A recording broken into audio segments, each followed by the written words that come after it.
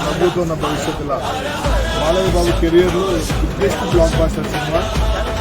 ఆయన కష్టం మాకు ఈరోజు తెర మీద కనిపించింది. సాక్షాత్తు ఆ పరమేశ్వరుడు థియేటర్లోకి వచ్చి మాకు కనిపించాడు. మేమందరం లేక కైలాసంలో ఉండి ఆ ఈశ్వరుని చూస్తున్నామా అని ఒక గొప్ప భావన. అంటే ప్రతి అభిమానికి ప్రేక్షకుడికి అఖండ తాండవం అనేది ఆ రోజుల్లో బ్రహ్మగారి చరిత్ర అన్నగారి ఏదైతే శాశ్వతంగా ఉండిపోయిందో ప్రతి ఒక్కరి హృదయంలో ఈ సినిమా శాశ్వతంగా ఎన్నింటికి మర్చిపోలేని చిత్రం అయింది.